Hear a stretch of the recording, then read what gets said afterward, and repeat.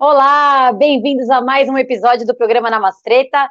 E hoje mais um assunto treta, né? Racismo, Allan Kardec, espiritismo. Vamos mexer nessa feridinha? Bora lá? Então hoje eu vou trazer aqui para trocar uma ideia com a gente sobre esse assunto o Gabriel Martins.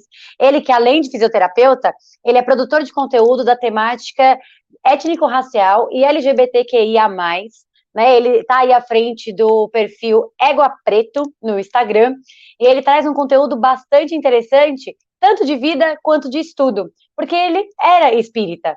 E foi na sua experiência como uma pessoa praticante do espiritismo que ele começou a perceber que alguns discursos estavam meio esquisitos, entendeu?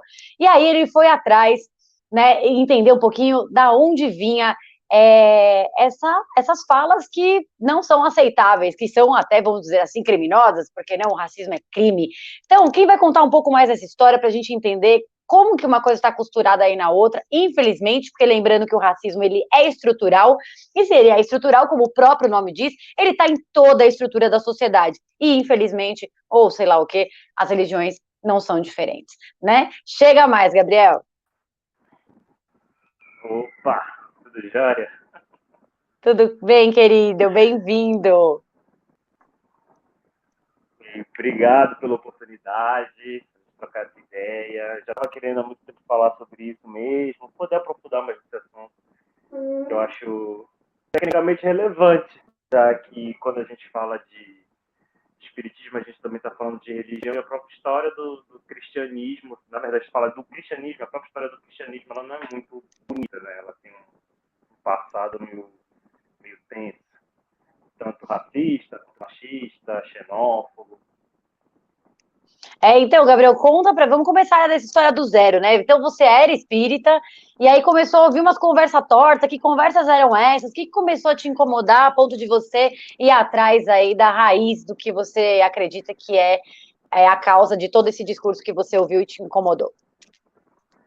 Assim, eu fui espírita por muitos anos, antes dos 10 anos, e aí eu comecei a frequentar a juventude, e eu comecei sempre tem uns questionamentos que me incomodavam muito, tanto na questão da questão LGBT, tanto na questão da própria transexualidade, e os discursos sobre o Allan Kardec em si, foi que uma vez eu escutei um comentário de que ele seria racista. Eu não entendi muito bem, já que no Espiritismo eles alegam ser o futuro das religiões, já que ele coloca entre a ciência e a religião, e o Espiritismo escolhe a ciência, só que sempre se colocavam, a minha interpretação, colocavam o Espiritismo como se estivesse acima da ciência, porque a ciência nunca conseguiu burlar ou então questionar aquilo que o Espiritismo fala. Eu sempre achei isso meio estranho e quando eu fiquei sabendo que Allan Kardec ele era racista, eu fui pesquisar o porquê desse discurso. E aí eu encontrei que ele fazia parte da sociedade parisiense de frenologia e eu não sabia o que era frenologia. Eu fui pesquisar e eles falavam que cada região do cérebro, a frenologia fala que cada região do cérebro é responsável por uma característica e ela se desenvolve a partir dessa característica, ela é estimulada. Então, o crânio e essa evolução que se tem, essa mudança que se tem, ela é mostrada através do crânio. Então, o crânio ele se desenvolve mais em pessoas, tecnicamente falando, segundo a frenologia, em pessoas que são mais inteligentes, porque elas estimulam mais o cérebro. Então, tecnicamente, a gente pode falar que a frenologia era aquela ciência que media o tamanho do crânio para saber quais eram as pessoas mais evoluídas e menos evoluídas. E aí eu comecei a achar isso um pouco bizarro. E aí eu cheguei no texto da perfectibilidade da raça negra, que também foi citada numa live do AD Júnior. E eu fiz um Google e eu encontrei o texto da perfectibilidade da raça negra, que é de 1862, que ele publicou na revista que ele criou, que é a Revista Espírita de Paris. E aí lá ele especifica nesse texto, ele passa boa parte do texto falando sobre a frenologia e como ela se aplica nessa questão da evolução espiritual e como o negro ele é inferior em relação ao branco. E depois eu encontrei também um texto falando sobre a teoria da beleza, que está nas obras póstumas, onde ele fala de novo sobre a questão do ser belo. Ser belo é uma característica dos espíritos evoluídos, dos seres evoluídos, ou seja, dos seres brancos. Já que os negros, eles não são evoluídos, então eles são feios. E aí, quando você deu de cara com esses textos, assim, como foi sua reação e por que você decidiu falar sobre isso, né? Porque realmente é uma coisa que eu acredito que muitas pessoas que sigam o próprio espiritismo não tenham conhecimento desse lugar, né? Dessas falas e textos de Allan Kardec. E é muito louco, né? Porque dá para separar a obra do autor? Né? Porque a gente aí vem trazendo a religião, né? Acho que a essência das religiões, elas realmente trazem o amor, a aceitação, só que a prática é um pouco diferente, né? Eu acho que é meio naquele papo é cristofobia. Não, não é cristofobia, é cristãofobia, se for, né? Porque Cristo não tem nada a ver com isso. Meu problema é com você, que é racista, que é homofóbico, que é machista, é outra história, né? Sim, quando eu me deparei com esses textos, eu não fiquei muito surpreso, porque quando a gente estuda a história do próprio Espiritismo, a gente percebe que, na realidade, ele sempre foi elitista. Ele surgiu através de um livro de Allan Kardec, onde tinham os fenômenos das mesas giratórias, aquelas que faziam barulho, que eram como se fosse um circo para a burguesia poder rir. A burguesia achava aquilo interessante, então ele começou a pesquisar isso, ele chegou nas obras, ele foi descobriu que aquilo poderia servir de comunicação, que aquilo era uma comunicação, então ele criou isso, ele desenvolveu essa maneira de se comunicar com os espíritos, e aí ele criou o livro dos espíritos, o livro dos espíritos, que são perguntas que ele fez para os espíritos em relação à sociedade, em relação à evolução, em relação ao que ele queria questionar. Então, ele codificou o livro dos espíritos. Quando eu coloquei, por exemplo, no vídeo a música da Elza Soares com a MC Rebeca, onde ela fala que se a gente não sabe de onde veio, a gente não sabe de onde vai, é exatamente isso. E a gente precisa saber qual é a origem, de onde veio, como surgiu, para onde que estava acontecendo, para saber exatamente para onde é que a gente vai, o que a gente precisa modificar, o que a gente precisa evoluir, o que a gente precisa mudar, para deixar de ter esses pensamentos. E aí, quando a gente fala sobre obras e fala sobre autor, por mais que ele tenha codificado o Espiritismo, ele escreveu algumas obras, ele criou a Revista Espírita, ele usou o espiritismo para disseminar também aquilo que ele acreditava. Então, por mais que a gente diga, não, mas ele só codificou, quando a gente fala sobre obras e o autor, ele não existe a questão parcial, imparcial. Nós nunca e nem jamais iremos ser imparciais. A gente sempre vai colocar um ponto do que a gente acha em tudo aquilo que acontece. Então, o que eu questiono muito no vídeo é exatamente isso. Por que a gente não questiona Allan Kardec? Por que a gente não joga para a questão do racismo de Allan Kardec? Por que abafa esse caso? Por que muita gente se espanta ainda quando ouve falar que Allan Kardec era racista? E quando a gente fala assim, mas é a religião feita de homens, os homens erram, blá, blá, blá. A interpretação que eu tenho disso é a gente acaba relativizando. Você está querendo relativizar um crime, você está querendo relativizar um preconceito, um sistema que mata, um sistema que oprime, um sistema que difama certas pessoas, certos grupos sociais. E não é bem assim. Por mais que a religião ela é feita de pessoas, são essas pessoas que são os representantes da religião. Filosoficamente, por uma discussão social, para uma questão social, o que a religião fala em si, ela não leva muito em consideração. A gente leva mais em consideração aquilo que os praticantes fazem. Então, eu estava até discutindo com um amigo meu que é a mesma coisa que a gente falar que os políticos são corruptos. Não, nem todos são, mas a grande maioria, o que a gente tem na mídia sobre isso, são os políticos corruptos. A gente vai pensar que a política é corrupta.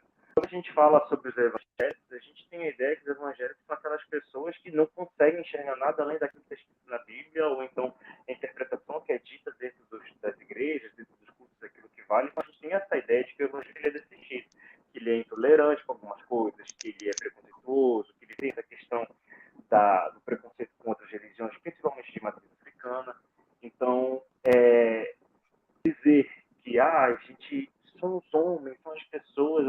relativiza muito certas situações. Eu entendo que a religião, ela prega o amor, o cristianismo prega tudo isso, mas a prática onde ela é feita, tanto pelo catolicismo, quanto pelo protestantismo, quanto pelo protestantismo, que eu digo evangélico, quanto pelo espiritismo, ela traz essa carga preconceituosa. Exatamente porque ela surgiu de um grupo social, que foi a branquitude, que foi a elite parisiense, que ela é um grupo social preconceituoso, um grupo social extremamente racista, extremamente xenofóbico. Então isso vai ser refletido no resto, no todo. E quando a gente vê, por exemplo, os grandes dirigentes do espiritismo, eles são brancos. As pessoas que são responsáveis pelos centros espíritas são brancas. As pessoas que frequentam os centros espíritas, a sua grande maioria são pessoas brancas, tanto homens quanto mulheres, mas são brancas. E aí a gente se depara, por exemplo, quando a gente vai estudar história, foi uma coisa que me espantou, que eu não sabia, foi do surgimento da Umbanda, que ela surgiu exatamente por uma questão racista e xenófoba do espiritismo, onde julgou que os espíritos de pessoas indígenas, de escravizados, de caboclos, eles eram inferiores. Simplesmente porque eles não falavam a mesma língua, não tinham aquela linguagem europeia, aquela coisa eurocêntrica, e porque não eram brancos, porque eram de cor, por exemplo, eram não brancos, no caso. E eu queria trazer, antes da gente entrar até no desdobramento de como isso está reverberando até hoje, você consegue dar mais detalhes a respeito desse texto da perfectibilidade da raça negra, para as pessoas entenderem um pouquinho do que se tratava? Você falou um pouquinho no seu vídeo que está lá no seu canal, né? Dá um overview para a galera entender o que Allan Kardec estava falando nesse texto, cara. Quando ele fala sobre perfectibilidade da raça negra, primeiro a gente tem que entender o que é perfectibilidade. Perfectibilidade é uma coisa que é inerente ao ser humano. Ele é a capacidade que o ser tem de se desenvolver, de evoluir. E quando ele fala da perfectibilidade da raça negra, ele diz que o negro ele não tem essa capacidade. Primeiro porque a carne, ela não ela era uma máquina. Então ela não pode evoluir. Seria como você pegar o 3310 e querer que esse 3310 de repente virasse um iPhone 12. Não tem como fazer isso.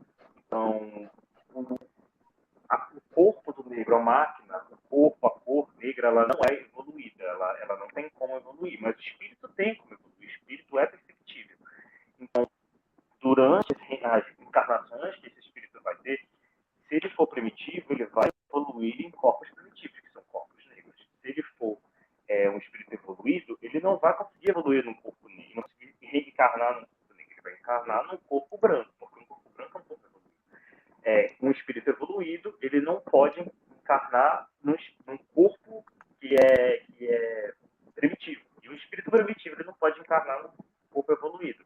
Eu não posso pegar a tecnologia de um 3310 e enfiar dentro de um iPhone 12. Eu não posso pegar, porque o 3310, a tecnologia dele não vai conseguir usufruir tudo aquilo que o iPhone 12 deveria te fornecer. E já o iPhone 12, ele não vai conseguir ter essa tecnologia dele. O 3310, porque o 3310 tem a capacidade de dar tudo aquilo que o iPhone 12 pode. É mais ou menos essa lógica que ele está trazendo no texto da perfectibilidade da raça negra. Ou seja, o negro, o espírito, ele é perfectível. Então, enquanto ele for primitivo, ele vai evoluindo em corpos pretos. E quando ele chegar no ponto de uma evolução, ele vai começar a evoluir em corpos brancos, porque ele já vai estar evoluindo. É como se fosse uma escada, uma estrutura. É uma eugenia espiritual. A gente não pode dizer muito bem que foi uma eugenia, porque naquela época não existia eugenia. Mas é como se fosse a própria ideia da eugenia. Só que a eugenia, ela fala muito sobre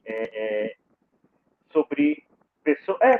Exatamente. É genética, né? A eugenia, ela fala sobre genética, porque a gente, né, pegar aqui uma licença poética, falar eugenia espiritual, né? Do tipo, a gente vai aqui decantando essa sujeira até que ela saia ali pura, branca e cristalina, né? E tipo, essa ideia uau! Esse tipo de eugenia que você falou, ela está mais voltada para o Brasil. A eugenia que o Brasil acabou incorporando aqui, porque a eugenia em si, ela fala que pessoas negras, elas são inferiores e acabam. Se você misturar branco com preto, essa pessoa que nasceu, ela é degenerada. Ela não tem como, ela estragou aquela raça. Não tem mais como. O que vier a partir dali não presta. A Eugênia, ela fala que branco é aquela ideia bem nazista, é o branco puro. Eu sou branco, eu sou puro, então tá tudo certo. Aí tá tudo bem. Então tem que acabar com o preto. Não posso misturar branco com preto. Essa parte da decantação, quanto mais vai, isso é muito brasileiro. O brasileiro ele usou, na época que a Eugênia chegou aqui, de criar uma identidade tipicamente brasileira. Então ele criou o branco brasileiro. Que é essa ideia de que eu vou estimular o cruzamento de pessoas interraciais para que chegasse ao ponto de não existir mais pessoas pretas. Porque quanto mais a pessoa preta se relaciona com pessoas brancas, ela é branca. Ou seja, o ser branco ele é tão puro, mas tão evoluído que ele vai fazer com que o preto deixe de ser preto e volte a ser branco. Isso é muito perceptível num quadro que eu acho que o nome é Redenção de Khan, onde tem uma senhora retinta, que ela está com as mãos voltadas para cima, agradecendo porque a filha dela, que é um pouco mais clara, se casou com um cara branco e nasceu um filho branco. Então mostra todo esse processo de limpeza da raça, que é uma característica da eugenia brasileira. Porque, enfim, como aqui no Brasil eles conseguiram trazer cerca de 1/3 da população do continente africano para cá durante o período da escravidão, então chegou um ponto que eles viram que tinha muito preto. Então, como é que a gente vai conseguir fazer nossa sociedade ser evoluída? A eugenia diz que uma sociedade ser evoluída, ela precisa ser branca. Só que no Brasil tinha a maior parte da população, acho que chega de 87%, era preta. Então não tinha como fazer isso. Então eles criaram várias outras maneiras de criar essa identidade nova, essa identidade eugênica, essa identidade branca brasileira. E aí veio essa ideia da decantação da raça preta para virar branca. Então, aí o resumo então é que esse texto quer dizer que, por exemplo, nasceu no corpo de uma pessoa preta, não tem o que fazer, não vai evoluir. Agora o espírito ele vai lá, ele vai evoluir, e aí, segundo essa evolução, ele um dia vai encarnar num corpo branco, aí ele vai ser o evoluidão. Exatamente. Olha, gente, o Bolsonaro tá aí para provar que Allan Kardec estava certo. Exatamente. Gente, é tanto absurdo que, assim, eu acho que tem um olhar histórico em cima de tudo isso, né? O mundo era outro, mas ele não era tão outro se a gente for olhar com uma lupinha e ver que o racismo, ele, como eu falei no começo do programa, ele é estrutural, e essa estrutura tá aí. Isso faz parte da estrutura. Várias discussões surgiram em torno disso, tanto em DM quanto em comentário, que uma das justificativas para esse comportamento de Allan Kardec era, mas naquela época. Só que tem um porém, naquela época, em 1857, 1800, que foi quando surgiu a Preço dos Espíritos. Então, em 1857, só no Brasil já tinham alguns anos do movimento negro, e o Brasil foi o último país do mundo a acabar com a escravidão. E a Inglaterra ela já estava terminando de passar, ela já tinha terminado de passar, mas muito bem andado, da Evolução Industrial. Então já não existia, já tinha um combate contra os processos da escravidão, já tinham movimentos antirracistas, já tinha um movimento negro, isso espalhado pelo mundo.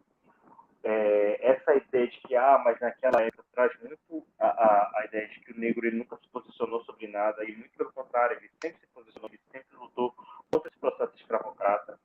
Então, dizer que naquela época tinha uma outra mentalidade é um pouco equivocado, já que naquela época já existiam movimentos negros. Então, se dentro de uma época você tem comportamentos que são contrários a esse tipo de sistema, então você pensa nesse jeito, porque você quer pensar desse jeito. Se você é mau caráter, você é mau caráter. Seria a mesma ideia de que hoje tá tudo bem, tudo certo você ser negacionista, porque nessa época já existe o negacionismo. Já era na verdade, eu chamei essa fala, Gabriel, justamente para levantar essa questão, porque eu lembrei do caso do Monteiro Lobato, por exemplo, que quando a gente vai falar sobre, né, o racismo de Monteiro Lobato, já chega alguém assim, parece aquele, e o PT, né, mas a versão do tipo, mas era na época, e não, tipo, isso faz parte, era na época, beleza, dá para ter um olhar histórico? Dá, mas isso não exime em nada, não passa pano para nada, porque é justamente por conta dessas situações que a gente chegou onde a gente chegou hoje e as lutas ainda têm que continuar, porque são estruturais e fazem parte dessa base, que é bem sólida, né? Porque olha aí quantos anos se passaram e a gente está aqui falando sobre isso ainda. Por exemplo, Monteiro Lobato, ele era tão não poder falar o palavrão, ele era tão Fica à vontade, mau viu? caráter, tão filha da puta. Não tem muito tempo, acho que não tem 10 anos, que encontraram cartas que ele escreveu exaltando o Ku Klux Klan. Cartas onde ele diz que, para quem não sabe o que é o Ku Klux Klan, era um movimento que dizia que os negros que matava preto. Eles saíam na rua vestidos de capuz branco, de uma bata branca, tentando limpar os Estados Unidos dessa escória que é o negro. Então eles matavam negros, eles queimavam. Eram partidos sociais. Esse partido ele era permitido nos Estados Unidos. Ele tinha um aval, eles tinham a liberdade de andar para cima e para baixo, para cima ali. Isso existe até hoje, apesar de ser considerado um grupo racista no Brasil, um grupo terrorista no Brasil. Existe filiais do Ku Klux Klan, por mais absurdo que seja, porque o Ku Klux Klan ele tem a ideia nazista da coisa, aquela coisa da puridade da raça. Então, a pessoa, nos Estados Unidos, existe uma definição muito simples, muito prática do que é negro. Se você tem um pingo de sangue negro, você já não é branco, você já é considerado preto. Retinto ou não, você é considerado preto. Você tem um pingo de sangue, então você já não é puro mais. Então lá é muito fácil. Por isso que nós, quando chegamos nos Estados Unidos, as pessoas brancas brasileiras, quando chegam nos Estados Unidos, elas sofrem a xenofobia, não é racismo, que é uma grande diferença também. Existe uma diferença entre xenofobia e racismo. Para você sofrer racismo, você não precisa sair do seu país, você não precisa sair do seu bairro, você não precisa sair do seu município para sofrer esse tipo de coisa. Você pode estar deitado na sua casa, mexendo no celular, alguém te manda uma mensagem sobre racismo. Quando você precisa sair do seu país para sofrer esse tipo de preconceito, na verdade você não está sofrendo o racismo, você está sofrendo uma xenofobia, que é uma aversão ao estrangeiro. E aí, quando você chega no Brasil e você tem essa grande miscigenação, que na verdade foi fruto de um extremo estupro que aconteceu no Brasil, onde existe um estudo aqui, que depois eu posso falar, que prova que houve um grande estupro de negros e indígenas, de negras e de indígenas. Você tem um movimento como o Ku Klux Klan, você nota o brasileiro ele não estuda aquilo que ele prega, ele não estuda aquilo que ele coloca, que ele procura. Ele não estuda, a verdade, o brasileiro não estuda. E aí você tem esse tipo de movimento, quando o brasileiro, que é uma grande mistura, defende a puricidade da raça, isso faz sentido. Não, é uma ignorância isso, cara, que a gente olha e fala, mas não pode ser. Eu olho essas coisas e falo assim, cara, é sério que você tá falando isso? Tipo assim, que pureza é essa? Você quer voltar da onde pra onde? Porque você também não tem essa origem toda aí, não, rapaz. É isso. Eu falo assim, gente, sabe, as pessoas elas deviam estudar. É o que eu falo, que eu sempre falei muito. Antes de qualquer coisa, antes de qualquer situação, antes de você ingressar numa religião, antes de você ingressar em um estudo, antes de você votar em um candidato, antes de você defender uma ideia, estude, pesquise sobre aquilo, pesquise no que você está entrando, pesquise naquilo que você vai usufruir, sabe? Não vai eleger. Porque para tu te deparar lá no futuro com coisas que realmente, meu Deus, como assim eu não sabia disso? Gente, como assim eu sabe? A gente precisa começar, o brasileiro ele precisa começar a estudar. E a gente não é estimulado a estudar, por mais que a gente fale, metade da vida na escola. Uma vez eu estava. Estudar não é a gente pegar um livro, ler e decorar. É ler e criar um senso crítico sobre alguma coisa. Quando eu estava. Antes da eleição, eu estava conversando com um professor que é amigo meu, e ele falou assim: a gente estava começando a discutir sobre essa questão de Bolsonaro começar a aparecer muito, começar a ter muita intenção de voto. E aí ele falou assim: Gabriel, sabe o que acontece? O que mais a gente faz na escola? Eu respondi: de escola? Aí ele falou: não, a gente não corre, a gente copia. Aí eu falei: é verdade. A gente passa desde a alfabetização até o final da faculdade copiando. Então a gente copia muito.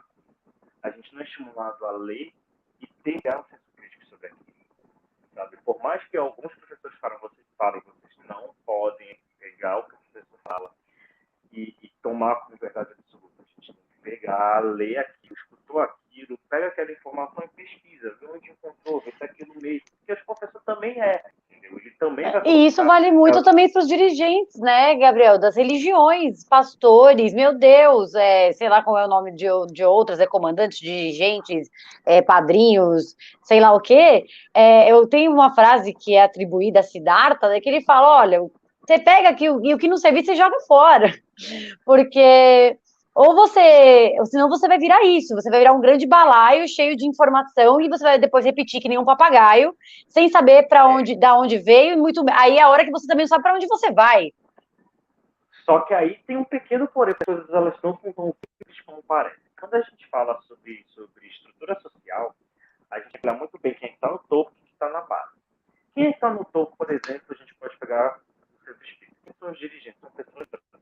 Se você tem dirigentes que são pessoas brancas e elas são beneficiadas por aquele tipo de pensamento, eles não vão querer pensar diferente. O que beneficia eles é muito mais prático, é muito mais cômodo para mim. Sou beneficiado por aquela situação, eu continuar pensando daquele jeito. Então, para que eu vou pensar diferente? Que ele me beneficia. Sabe, eu estava até conversando hoje com um médico e uma enfermeira, falando por que a enfermagem ou as outras áreas da saúde elas não são tão unidas quanto o médico. Eu falei assim, se você pensar na estrutura da saúde, o médico está no topo.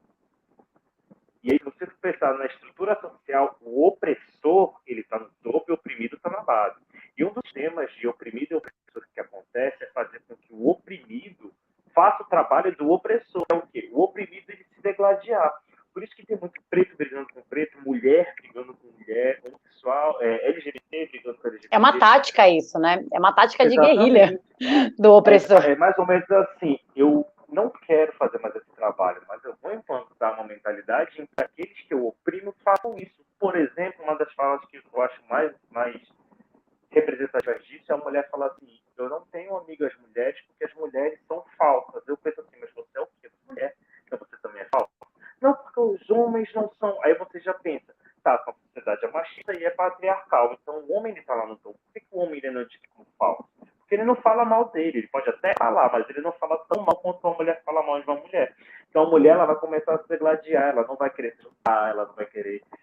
Não vai se unir, né? Porque é isso, essa desunião, essa Exatamente. competitividade, E é aí isso.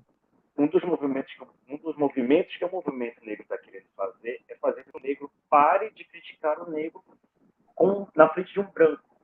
Porque o branco não faz isso. Quando você questiona, por exemplo, o Sérgio Camargo, que é o presidente da São Paulo Mais, é um grande filho da puta. Mas Bolsonaro também é essa, que dificilmente alguém chega com o branco e fala, tá, e o Bolsonaro, o que você acha disso? Nossa, olha o que ele está O que fazendo. você acha desse branco? Você não Né? O faz que você isso, acha mas desse homem pergunta preso. branco? Então é Mas é muito aquele fácil preso você lá do. fazer. Ele chega pra você e fala assim, e a Damares? O que você acha da Damares? E a Patrícia Braga na fronteira ontem? Você como mulher, o que você acha disso? É muito fácil virar pra você e falar isso, eu como homem. Aí você vai começar a falar mal da Patrícia Braga, não. Eu É a pego a hora que sua você fala e jogo conecta pra você. direto. É a hora que você faz o preconceito, o racismo, a xenofobia, ela faz isso, né? Ela conecta diretamente o ser, né, o indivíduo, à condição, né? Então, assim, o branco não. O branco, ele só é o que ele é separado da condição dele de branco. Mas o Porque eu... preto, ele sempre vai estar alienado a isso. Eu tenho falado aqui, eu tenho conversado bastante com o meu companheiro, que ele é palestino, então isso está sempre ligado ao Islã. Então, assim, não faz nada. O cara pisca é porque é muçulmano. Tipo, não tem nada, não é porque ele só piscou. E aí eu tenho Exatamente. percebido isso, e aí eu comecei a perceber o quanto isso se desenvolve em todas as cadeias das pessoas, das chamadas minorias. E aí você chega nas mulheres também. Você fala, cara, por isso, por quê? Porque primeiro é mulher. Então, o único cara, aí eu percebo que o topzera das galáxias aí é o homem branco hétero mesmo. Porque isso aí ninguém atrela nada Cisgênero. a ele. A condição dele é cisgênero. A condição dele nunca está atrelada, o que ele faz nunca está atrelado à condição dele, humana e religiosa. Ele só é. E, tipo, isso é Mas sabe surreal. por quê? Porque o branco, ele não se considera como um grupo social. Ele é o padrão. Então, ele responde por ele não responde por um grupo social. A mulher, não. A mulher, ela responde pelo grupo social da mulher. O preto responde pelo preto. O LGBT responde pelo LGBT. Então, o que um LGBT faz, todos os LGBT são responsáveis. Todos os LGBT são culpados. Uma das coisas que a gente fala muito no movimento negro é por que a gente tem negro, a gente quer que o negro esteja no topo, mas a gente também tem muito receio pelo que ele vai enfrentar lá em cima, porque se ele cometer o mínimo erro possível, ele vai ser escrachado e vai carregar uma carga em cima dele muito grande, ele vai carregar aquela coisa, aquela bigorna que você está vendo, o negro não presta. Isso porque ele cometeu um pequeno erro.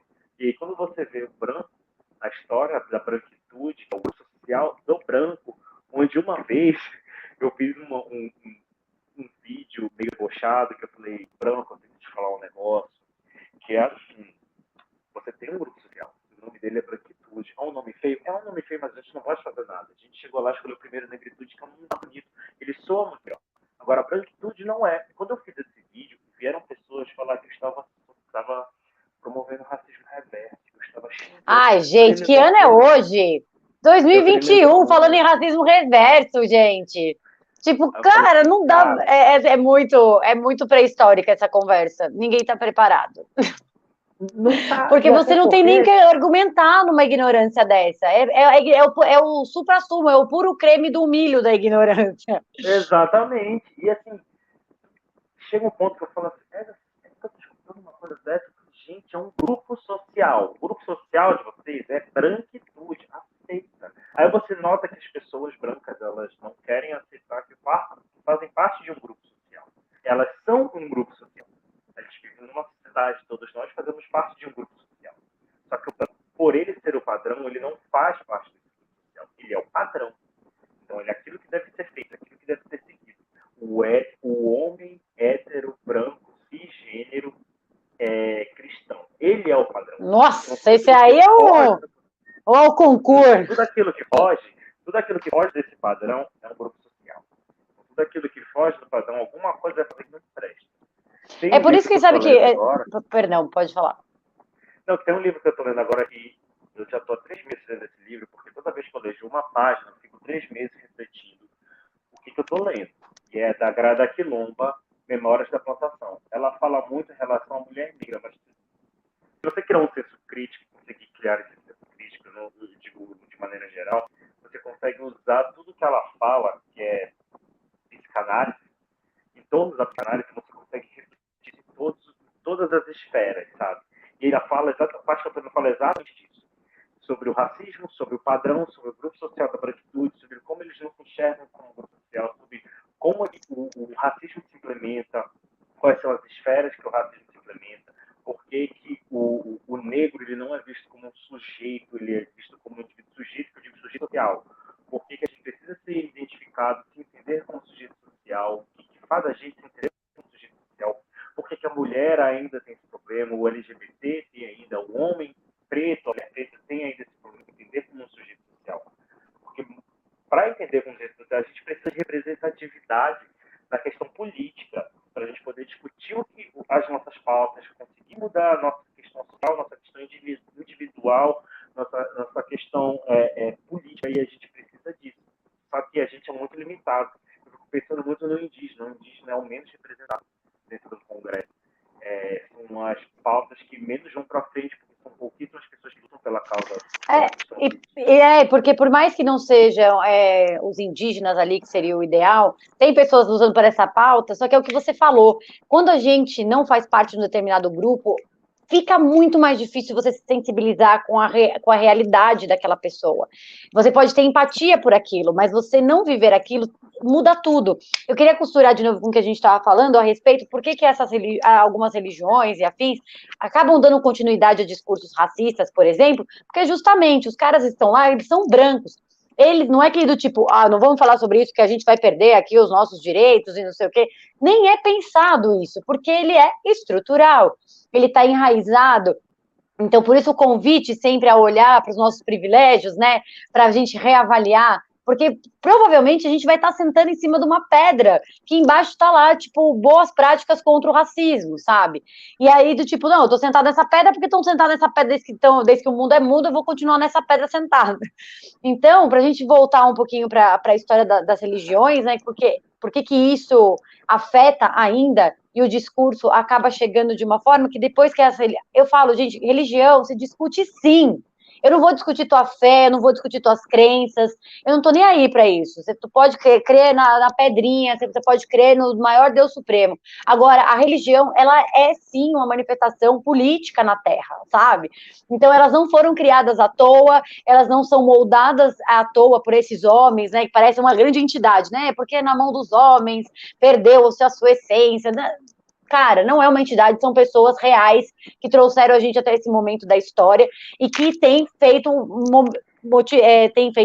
cenários, criado cenários de opressão por meio da sua fé. Estão usando a tua fé e a tua crença para propagar situações, né, crimes, graças a Deus, alguns crimes, outros não ainda, ou exclusões, como os dos indígenas, por exemplo. Então, eu queria que você contasse, Gabriel, se você se lembra de alguma coisa que quando você era espírita, que você falou, que discurso esquisito, meio cruzado, assim. Você lembra de alguma coisa que tenha começado a te causar esse incômodo antes de você ouvir que Allan Kardec tinha esse passado aí?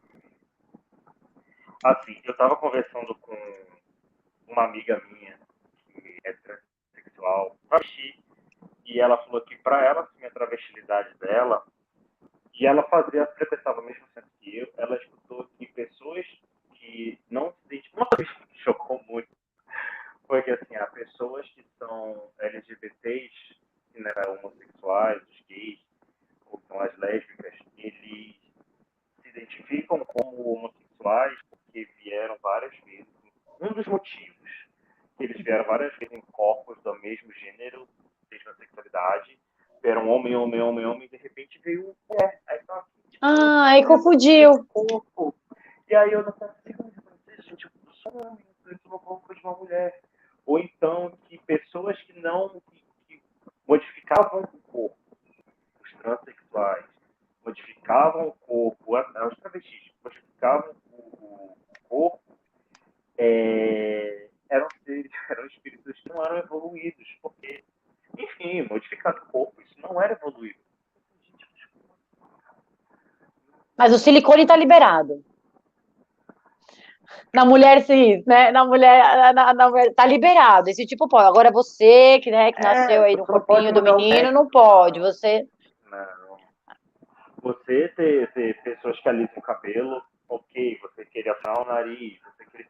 Essas questões que tiram o que é negro, o que é de negritude, ou então o que é indígena do seu corpo, que você comece a mitizar o seu corpo para aquilo que é branco, aquilo é tudo bem, tudo certo. Faz parte da autoestima, aquilo faz parte do ego, faz parte da.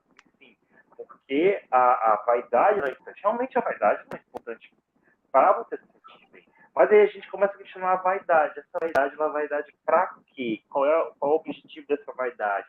Você afinar o nariz, você colocar silicone, você afinar a cintura, você fazer. Como assim?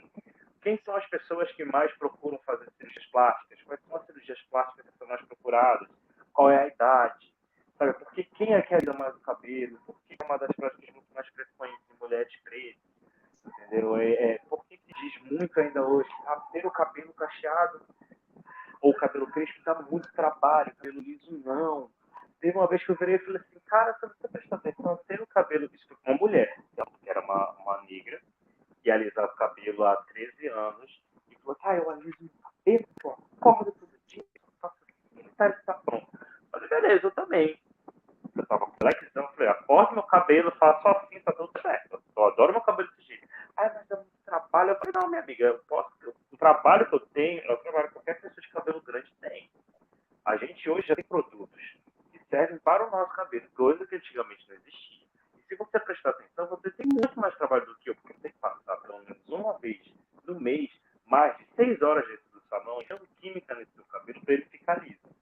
E aí você tem que fazer o triplo da hidratação que eu faço no meu cabelo, porque o seu vai ficar secado, por causa da química que você coloca nele.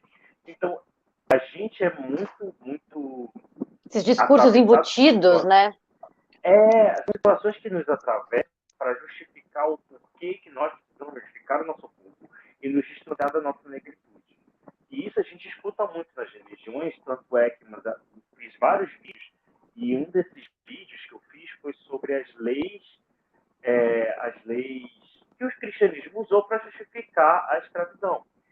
Então, usou a questão de Caim, usou a questão de você, do negro, ser um ser inferior, porque é um ser que não tem espírito, era um ser que era descendente de Caim, e ele era amaldiçoado, e um dos sinais da maldição era você nascer preso e carregar isso durante muito tempo, e por esse motivo você deveria ser escravizado, porque só através, aí já veio uma ideia que a gente reproduz muito hoje, que só através do trabalho a gente vai conseguir purificar o corpo, vai conseguir purificar a alma, porque quem acorda cedo, quem Deus ajuda quem cedo madruga, ou seja, quanto mais você trabalhar, mais Deus vai te ajudar. E aí vem uma questão do capitalismo. Quanto mais você trabalhar, mais você vai conseguir chegar numa ascensão social, numa ascensão financeira. Só que aí o capitalismo não te conta que, por exemplo, a galera que é rica, ela foi ajudada pelo governo. Se a gente for pegar o Brasil, as pessoas mais ricas, milionárias, bilionárias que existem no Brasil, elas foram financiadas pelo governo brasileiro, lá na época do Império, no final do Império, na República,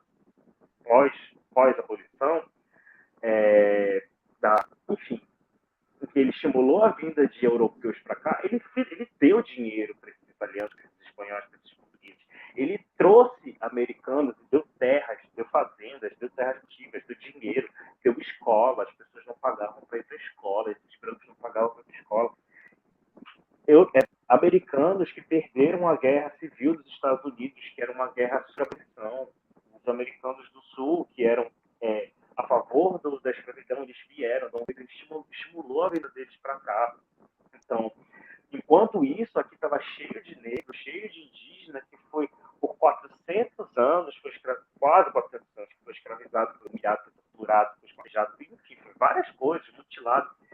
E aí o que acontece? Você libera, dá, Deus dará, e não faz nada. Você não indeniza por eles todos esses 388 anos que trabalharam de graça, que não comeram, que foram separados, que foram aculturados, foram estuprados, tanto homens quanto mulheres, porque muita gente não sabe, mas os homens que vinham do continente africano, eles eram estuprados na frente da sua família para perder a masculinidade, para perder o poder que tem sobre aquilo, para humilhar o cara. Então eles eram estuprados na frente dessas mulheres. Não só aqui no Brasil, mas enfim, em outros lugares também. Existe uma pesquisa feita aqui, que está sendo feita no Brasil, fiz até uma postagem sobre, que mostra por que o brasileiro ele é fruto de estudo, onde mostrou que 75% do gene masculino das pessoas, da amostra que foi feita, 75% era de pessoas brancas, enquanto do gene feminino, 36% eram de negras e 32% eram de indígenas. Daí isso quer dizer que negras e indígenas elas foram estupradas pelos brancos. Então daí você já vê de onde surgiu essa grande miscigenação, essa coisa maravilhosa que é a miscigenação brasileira, que o governo brasileiro tanto joga para frente, tanto exporta. Entendeu? E a gente olha como funciona essa sociedade, sabe? E as pessoas sempre achando que está separado, né, Gabriel? Esse lance da política, das construções sociais, da religião, né? Quando vai falar assim, religião e política não se mistura. Não mesmo, porque nunca nem se separaram. Eles estão aí crescendo juntos desde sempre, né? Por isso a necessidade desse olhar crítico, né? A bancada evangélica tá aí, gente, para mostrar o quanto que os caras, enquanto a gente já falou disso aqui em algum outro episódio que eu não lembro, enquanto a gente fica aqui com esse papinho furado de porque religião e política não se mistura, os caras têm uma bancada própria inteira, os caras sacaram que sempre esteve misturado e se apropriaram disso, o que na verdade que eu sinto uma falta, é de outras vertentes religiosas, principalmente as de matriz africana, da gente começar a invadir essa história também. Falar assim, se tem bancada, daqui a pouco vai ter a bancada da macumba aqui, entendeu? Mas sim, tem pessoas que são representantes das religiões de matriz africana que estão lá dentro, próprias pessoas pretas que estão lá dentro. Muitas delas são de religião de matriz africana, só que elas não têm esse poder político tão forte quanto os evangélicos, porque eles têm uma bancada lá dentro, entendeu? Eles, nas igrejas evangélicas, têm essa questão do vamos votar, mano, vamos votar, querer representar. Eu fiquei assustado quando teve a campanha do Bolsonaro, que desses espíritos faziam campanha pró-Bolsonaro. E ele, Divaldo Franco, foi uma das questões que eu questionei muito, assim, é muito engraçado quando você descobre coisas que são questionáveis de pessoas que eram ovacionadas pelo espírito, como Divaldo Franco, acaba que Allan Kardec também era um exemplo, João de Deus. Quando descobriu toda essa cagada, essa galera não nos representa. Mas até um então, ponto de tipo, olha, o cara é exaltado tal, aí ele caga. Ah, não representa a gente, não. É que nem aconteceu com a colega lá que tá sendo investigada por meter ou sentar o dedo no ex-marido, como é o nome dela? Então, pá! A Flor de Lis. Não, era o Alconcur do evangélico ali, né? Nossa. E tal, de repente, não, mas ela não representa a gente, não. Gente, representa sim, e continua representando, sinto lhe informar. Porque ela é ainda uma representante popular, tá lá. Sim, Mesmo, tá né, passando por Portugal, tá lá. E aí você vem falar pra mim que não se mistura. Eu acho que ela tá, mas daquele jeito, né? É para você ver que a gente não sabe nem o que está acontecendo, né? Porque também não dá para acompanhar, gente. O Brasil não é para amador, né? Todo dia não tem um momento de paz neste país. Todo dia tu acessa, assim, você abre a internet e fala, vamos ver qual que é a paulada do dia. Estamos um total de 0 dias sem uma coisa absurda acontecer. E eu acho engraçado que, por exemplo, a gente acabou de entrar num mês de orgulho LGBTQIA+. E as primeiras coisas que apareceram exatamente no dia 31 e nos primeiros dias do mês do LGBTQIA+, foram pessoas como Caio Castro, Rafa Kalimann e Patrícia Bravanel falando... Gente, mas o que foi isso aí? Não, o pior de tudo foi a Patrícia Bravanel falando assim, vocês têm que entender, vocês têm que respeitar, a gente não pensa igual e tá tudo bem, sabe? Tem que respeitar, sabe? A gente tá aprendendo que não sei o que. Eu falo assim, gente, respeitar uma pessoa que é intolerante, que quer que a gente morra, que não é a favor da nossa existência, que não é a favor do auge do seu pedestal lá em cima, a deusa diz: gente, tá tudo certo. A gente pode concordar em discordar. Meu Deus. É a burguesia brasileira, cara, cafona, ignorante, tipo, e o quê?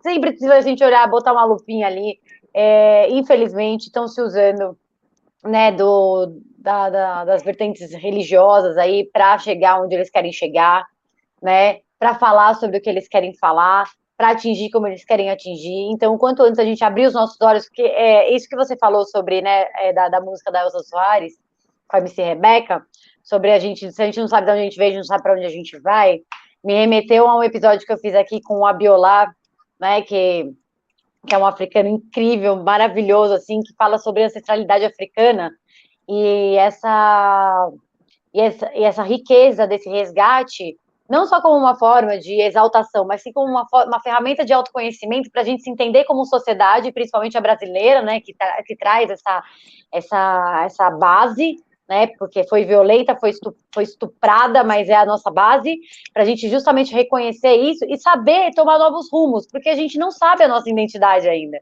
Eu já falei isso também num outro programa passado, quando a gente falou sobre Islã, medicina aqui e história, que é isso, a gente não se conhece, a gente não sabe de onde a gente vem, então como é que a gente vai saber para onde a gente vai? E aí toda hora fica esse gerúndio de, né, estamos melhorando, ou né, a esperança do vai melhorar, e nunca melhora. São sempre as promessas que a gente ouve todas as eleições, seja lá do cara que é da bancada da bala, da bancada evangélica, ou até o mais bem intencionado. Vai melhorar.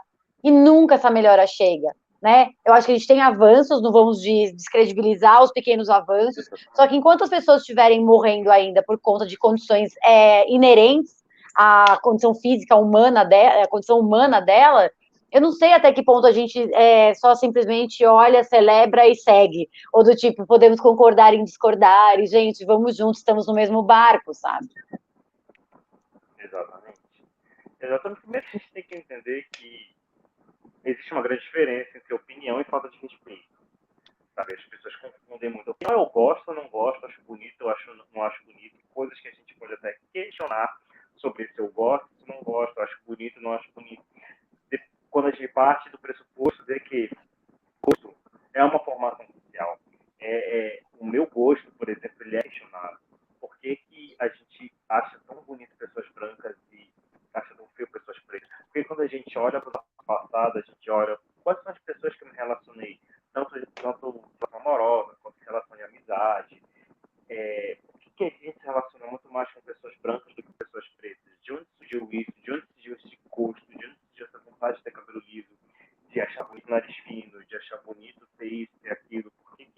a gente acha tão bonito pessoas brancas aumentarem o lábio e chamar de lábio em pessoas brancas, enquanto pessoas pretas que já têm o lábio carnudo chamar de beiço.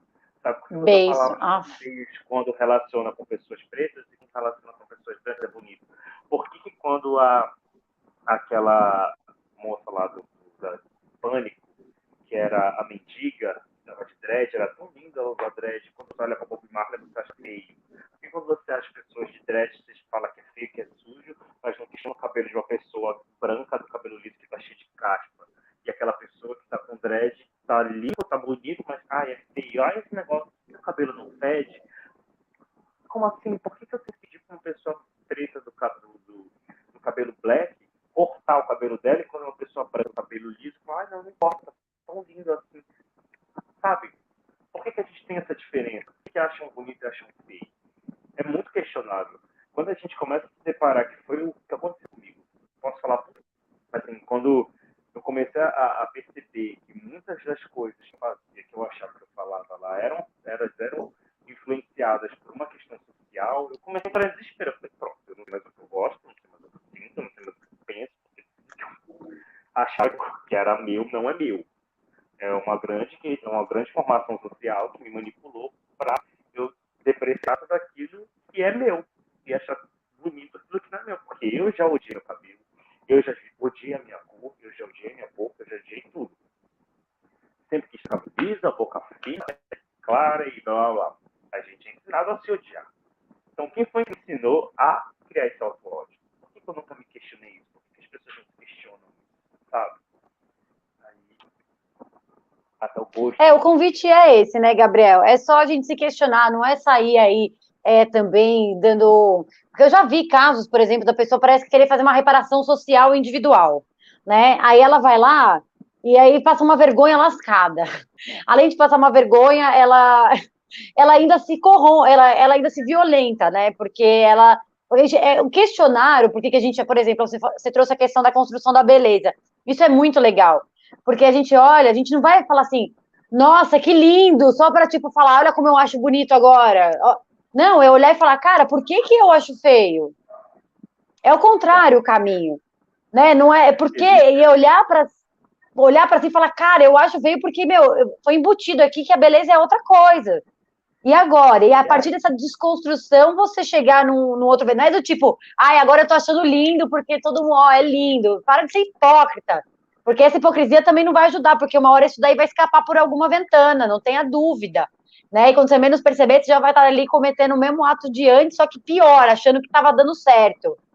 Então, olhar, fazer esse convite mesmo, né? Da gente olhar para as estruturas sociais que a gente está inserido, principalmente na religião, porque o Namastreta aqui é isso, ele é ciência, direitos humanos, comportamento e tal, pelo olhar da espiritualidade do autoconhecimento. Se a gente fala de religião, a gente está falando de ferramentas de reconexão, de religação. Então, você está se reconectando e se religando com o quê? Com você ou com as estruturas sociais que as religiões têm trazido aí para se satisfazer ou para se manter no poder? Eu acho que é o convite que eu vou deixar aqui para vocês. E ainda e a gente acaba voltando para o espiritismo, porque na Obras Póstumas, que foi, eu não sei qual foi o ano das Obras Póstumas, tem a teoria da beleza, escrita por Allan Kardec, onde ele diz que o preto é bonito para o preto, assim como o gato é bonito para o gato. Mas, no geral, ele não é bonito, porque características bonitas são feitas apenas para seres evoluídos. Então, como o preto não é evoluído, então ele não pode ser bonito, é o branco. Então, o preto já vem de onde vem esse sentido de beleza. Tanto é que, por exemplo, Jesus ele foi branqueado. Qual é a característica de Jesus que a gente tem hoje? Branco, do nariz fino, dos olhos claros, do cabelo liso. Características europeias. Só que se a gente olhar geograficamente falando, Jesus nunca, jamais poderia ser daquela cor. Como que lá no Oriente Médio o cara ia ser daquela cor, minha gente? Só que aí você pensa assim, como é que eu vou criar um exemplo para o mundo, alguém que deve ser exaltado, onde ele não se pareça com o europeu, que é o evoluído? Eu não posso pegar simplesmente uma pessoa preta e dizer que ela é evoluída se eu quero oprimir os pretos, eu quero justificar isso, eu quero dizer que eu sou bonito, eu sou a semelhança daquilo que é perfeito. Então, vou ter que clarear. Aí clareou Jesus. Entendeu? Por exemplo, quando você pensa em Tiradentes foi um grandíssimo filho da puta também, que morreu não pensando na Tiradentes. Morreu porque ele queria se separar do Brasil, não queria que a escravidão acabasse, queria continuar do jeito que era, ele era elitista, só que aí você cria um herói nacional. Tiradentes virou um feriado nacional, da Inconfidência Mineira, feriado de Tiradentes. Mas aí, por exemplo, você pega Zumbi dos Palmares, onde até hoje questionam a existência do Zumbi, falam que ele é escravagista, falam que ele era isso, ele era aquilo. Você demoniza o ser negro, em que, teoricamente, historicamente falando, ele jamais poderia ser escravagista, já que ele estava fugindo do militarismo da época dos portugueses, ele estava fugindo, porque tinha essa questão de destruição de quilombos, então ele estava fugindo. Outra, existia uma escravidão na África, claro que existia uma escravidão na África, assim como existia no mundo inteiro, que não é comparável com a escravidão que os europeus fizeram e trouxeram para o Brasil. E aí você tem questionamento da existência de Dandara, você tem questionamento da existência de várias figuras negras, mas você não tem questionamento, por exemplo, da índole de Tiradentes. Você não tem, por exemplo, questionamento da índole de Dom Pedro I, que era escravagista. Você não tem questionamento da índole da Princesa Isabel, que também não tinha nem um pouco de interesse de acabar com a escravidão. Você também não tinha questionamento da índole dos jesuítas, que vieram para cá para aculturar, para afirmar a escravidão, para escravizar indígenas e negros. Mas não, as cruzadas foram maravilhosas. Os jesuítas vieram aqui para salvar essa galera que era pobre intelectualmente, espiritualmente, porque eles acreditavam em outros deuses. E aí você começa a intolerância religiosa. É muita coisa que está ligada com o cristianismo. É muito bizarro. É porque tá tudo muito já enraigado uma coisa na outra, né? Por isso que quando a gente vai falar, não tem como a gente só falar sobre. Ah, vamos falar aqui sobre o racismo cometido por Allan Kardec em 1800 e o caramba. Não tem como, porque a coisa já tomou uma forma, assim, você não sabe aquele papo, não sabe quem veio primeiro, ovo ou galinha. Então, você vai.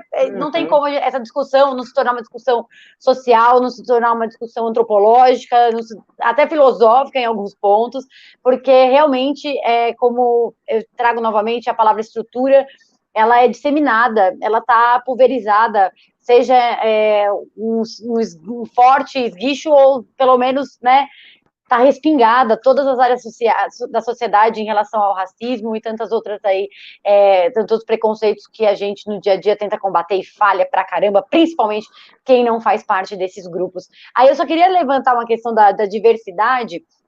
Eu fazia parte de um grupo, né, na agência que eu trabalhava, que a gente montou justamente para ter esse olhar sobre esse assunto, e aí eu questionava muito a partir também de um ponto que uma amiga trouxe sobre diversidade, né, o diverso, ele parte do padrão.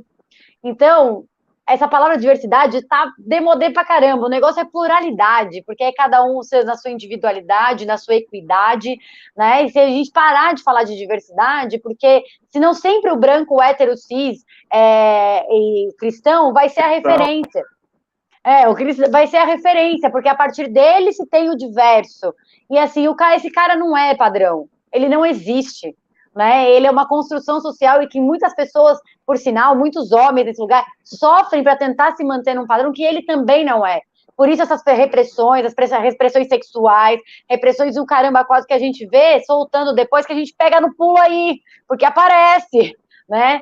E é fruto dessa tentativa de se enquadrar num padrão que nem ele mesmo faz parte, porque esse padrão não existe para ninguém. Então, diversidade é o caramba, cara.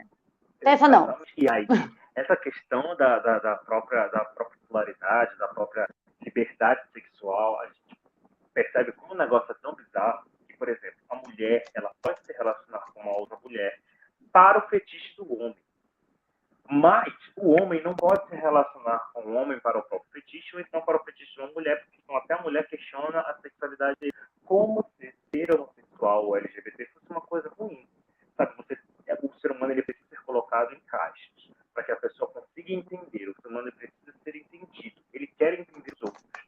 Entendeu? Ele precisa ser colocado nessas caixinhas. E aí, quando a gente fala, eu acho interessante quando ela fala assim, a gente luta por igualdade. A gente não luta por igualdade, a gente jamais vai lutar por igualdade. Não tem como, nós não somos iguais. Outra pessoa preta, ou ligar com preta, LGBT, não tem como. Eu vivo uma situação, eu interpreto uma situação. É equidade, né? Exatamente. Nós lutamos por equidade, para que a gente consiga trabalhar e fornecer aquilo que cada um tem de necessidade. sabe? Ele esquece a palavra igualdade, esquece a palavra diversidade. Porque era muito isso, né? A luta feminista, né? Por igualdade. Então eu falei, eu não sou igual aos homens, não vem com essa, não. Eles não menstruam, eles não têm cólica que fica aqui revirando no sofá. Como é que eu posso pegar e criar políticas públicas para mulheres e homens iguais, sendo que nós não somos iguais? Precisamos de olhares plurais para as coisas. Isso não quer dizer que é privilégio. Quer dizer que a gente trata da forma que precisa ser tratado determinado grupo por conta de suas particularidades. E as pessoas olham isso como um privilégio. Eu lembro que estavam falando esse lance da cólica, né? Que eles queriam até montar uma história aí. E tipo, não, mas isso é um privilégio. Pô, cara, a gente tá falando de uma pessoa que fica acamada por causa disso. É privilégio pra quem? Então, tipo, eu acho que a briga não é semântica, mas o quanto é importante a gente trazer para as discussões, né? Porque isso muda toda hora, né, Gabriel? Você que tá aí também, vamos dizer, nessa onda, nessa militância, vamos botar assim. Pô, se a gente não ficar antenado, meu, a gente escorrega na primeira banana, porque é o tempo todo acontecendo coisas, cara, completamente diferentes e trazendo novos olhares que a gente precisa estar sempre se atualizando, né? E eu falo assim, a gente tem que ter essa briga semântica também. A gente tem que dar um dos nomes certos para as coisas certas, sabe? Eu sou pro jornalista, eu adoro uma briga semântica. Não, mas tem que ser, sabe? Eu falo assim, não existe padrão. Você falou, existe um padrão. E ele deve ser combatido. Não existe essa questão de raça. Existe. E ela deve ser combatida. Se não existisse questão de raça, pretos indígenas não eram excluídos, não eram depreciados, não eram difamados, não eram humilhados. Não existe padrão. O padrão, ele está aí, ele existe. A gente precisa lutar contra ele. O que eu quis dizer do padrão de não existir é que, na verdade, ele é um imaginário, né? Ele é um imaginário, que nem a pessoa que é padrão existe mesmo, porque ela ali é um personagem. É uma das coisas que eu falo direto com as mulheres, principalmente, que tem uma discussão muito grande em torno da gordura e na demonização da alimentação. Eu falo assim, gente, gordura não é doença. Gordura não é sinônimo de doença. Sinônimo sim, porque ser gorda é doente. Olha só, fulano é gorda, se alimenta direito, faz exercício, dorme, bebe água, faz o que for. E ela não é considerada saudável simplesmente porque ela é gorda. Você que está querendo emagrecer, não come direito, não bebe água, toma shake, é estressada, não é considerada saudável, porque quer ser magra. Onde que está isso? Qual é o sentido dessa situação? Sabe, criou-se uma demonização em torno da gordura, criou-se uma demonização em torno da comida. Sabe, não é assim, as pessoas entram em depressão, as pessoas criam ansiedade, síndrome de pânico, criam vários problemas psicológicos, simplesmente porque elas não conseguem se aceitar, porque a sociedade não tem esse tipo de aceitação. As pessoas precisam se aceitar enquanto gordo. Ser gordo não é problema. Ser gordo não causa doença. Ser gordo não causa hernia de disco. Ser gordo não causa dor na coluna. Que se fosse assim, branco já. Magro não sentia dor na coluna. Magro não tinha hernia de disco. O que é doença é uma obesidade mórbida. Sabe? Isso é uma doença. Sabe que isso é uma doença. Ela deve ser combatida, mas não ser gordo. Sabe? E aí você tem uma confusão entre ser gordo e a pressão estética. Você não pode inchar um pouquinho. Essa para mim é a maior pressão, cara, que as pessoas sofrem, com certeza é a social. Porque é o que você falou, às vezes a pessoa tá ok, né? Porque a pressão é totalmente social. E assim, eu sou muito fã daquela fala do MC Catra, deixa as pessoas, sabe? Deixa as pessoas, cara. Porque o que eu vejo a gente gerando de sofrimento é surreal. Sim, uma das coisas que eu questiono muito é que essa pressão estética, ela funciona para o negro e para a mulher. E essa questão da gordofobia, ela funciona para a mulher. Principalmente porque o homem branco, ele pode ser gordo. O homem branco, ele pode ser um escroto. Mas se ele quiser, ele pode ser nojento, ele pode ser gordo, ele pode ser o que ele quiser. Tem uma música, se você quiser escutar, é uma música que eu me arrepio toda vez, que é Todas Putas. Maravilhosa. Como é que chama? Todas Putas. Todas Putas. Kena é o nome da moça ou da banda. E ela fala exatamente disso, sobre a questão das pressões estéticas, das pressões comportamentais que a mulher ela sofre com relação ao machismo. Porque se ela usa uma vermelha, ela é puta. Se ela raspa o cabelo, ela é sapatão. Se ela engorda, se ela veste 38, ela é gorda. Mas se veste 44, ela é gorda, mas se veste 36, é muito magra. Se ela usa roupa Se ela sai muito tarde, ela vai ter... Mas ela quis, né? Tava na cara, olha a hora, olha a roupa que ela saiu de casa. Aí ela fala assim, e toda pressão machista continua. Menina, você devia usar uma roupa menos curta. Aí ela fala sobre essa questão do estupro, sobre como a mulher, ela sente essa pressão, tanto por se vestir, quanto ela é culpada por se vestir, quanto ela é culpada por se... Sabe? E essa música, eu acho ela fantástica. Toda mulher deveria escutar, ela deveria usar isso como um hino nacional do feminismo. Vamos trocar! Vamos trocar, né? Porque o nosso anda meio cafona também. Vou trocar pelo nacional. Exatamente, eu acho. Só acho. Gabriel, a gente foi embora. Por mim, eu ficaria trocando ideia com você horas, né? Porque é isso. São questões que a gente precisa tanto olhar, principalmente cada um no seu lugar de privilégio, né? Porque eu morro de medo quem fala assim, mas eu não tenho preconceito, eu não sou assim. Eu falo, cara, eu tenho mais medo de você do que de quem consegue reconhecer em si todo esse lixo e consegue trabalhar isso em si e não manifestar, né, a ponto de gerar sofrimento para outras pessoas, né? Saber que esse problema é de quem sente, não é de quem está do outro lado, né? Então, o Gabriel tá aí ainda? Ele congelou aqui para mim. É porque Gabriel, volte para me despedir de você. Voltou? Você tá me ouvindo? Tô te ouvindo. Tá me ouvindo? Você ajeita aí pra gente se despedir. Gente, esse foi o Gabriel Martins, da página Égua Preta. A gente fez aqui esse overview, né, aí social, voltou aqui. Esse overview, né, sobre essa questão social. Começamos lá falando sobre Allan Kardec e suas questões aí, o seu racismo, que tá lá, para quem quiser ver, tá, gente? É só pesquisar, ele não tá inventando nada, isso aqui ninguém tá inventando a roda. Você tem internet, você tem Google, faça um bom uso dele. E eu queria agradecer, né, a sua participação, né, e deixe seu recado aí, Gabs. O que eu quero dizer para todo mundo é que eu sempre falo, galera, estuda. Porque tudo que a gente precisa saber está aí, está tudo disponível para todo mundo. E empatia é uma coisa que a gente desenvolve.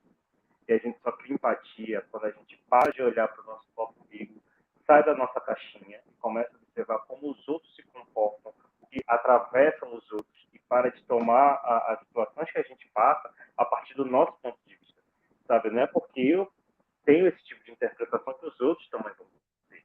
Não é porque aquilo para mim é óbvio que aquilo ali vai ser óbvio. Não é óbvio. Nada nessa vida. Nada é óbvio. A gente precisa estudar. É como diz a Elza Soares e a MC Rebeca. A gente precisa saber de onde veio tudo aquilo para saber até onde aquilo vai. E a gente, só a partir daí, a gente vai saber como a gente vai modificar. E a gente precisa aceitar que enquanto pessoa, enquanto homem, eu vou ser machista. Enquanto branco, você vai ser racista. Enquanto hétero, você vai ser LGBTfóbico. Enquanto gênero, você vai ser transfóbico. Enquanto magro, você vai ser gordofóbico. Por mais que diga, não, mas eu me desconfio, não. A gente é potencialmente assim porque nós temos privilégios. Nós temos, eu digo, os oprimidos, eles têm pequenas vantagens. A gente tem isso. A gente tem que entender que a gente precisa ser ativo, sofre por isso, pessoas morrem por isso, entram em depressão, cometem suicídio, porque a gente precisa muito realmente colocar a mão na consciência, entender que brasileiro não existe, não tem empatia, a gente precisa ter empatia. Empatia não é uma dádiva, é como um músculo, ele precisa ser treinado. Bora lá, gratidão então, Gabriel. Gente, obrigada para quem ficou aí até o final. Lembrando que fica aí disponível para quem quiser assistir. E aí a gente se vê na próxima. Até mais. Até mais, obrigado.